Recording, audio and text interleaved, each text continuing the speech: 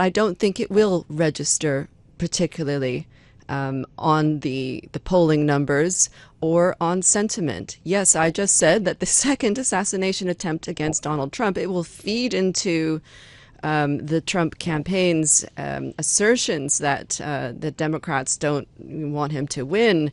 But I don't think it changes the outlook for voters. The people who are voting for Trump will be unmoved.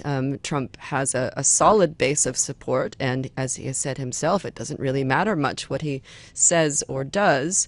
There are other factors, which again, highly unusual in nature, like Taylor Swift and her, get out the vote call. In addition to endorsing Kamala Harris, she's also said go to vote.org and register. That has seen a 400% uptick in new voter registrations, especially amongst the, hard to pin down, hard to motivate younger demographic. And someone from vote.org has said that when you get people registering so close to Election Day itself, they see about an 80% record of them actually turning up to vote. Bottom line, it's going to be very hard for pollsters to capture these kinds of swings and roundabouts. And so what do you see as being the big turning points potentially over the next 7 weeks? Of course, we've got the VP debate on October the 1st, but I wonder really how significant that'll be. Well, this is the fifth U.S. presidential election I've covered professionally. And, hence I have been advising everyone to kind of hold their nerve. About the middle of this year, people were all in on the Trump trades, assuming a second Trump term. And then, of course, we had the disastrous debate, Biden exiting, Harris surprising everybody by doing so well.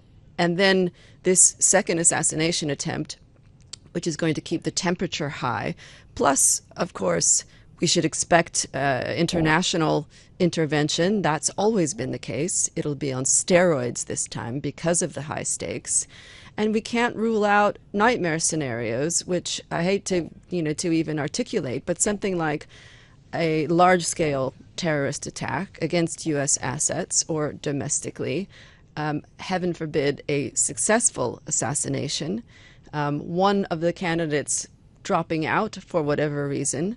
We can't forget Trump's legal woes and how some of the cases have been postponed. These are extraordinary times, and it's impossible, I think, to quantify what the likely polling impact is going to be, because you can only do that by looking at past examples. Yeah. I mean, does this, with your experience of those past elections, two attempted assassinations of a presidential candidate, these surely are unprecedented times in US politics.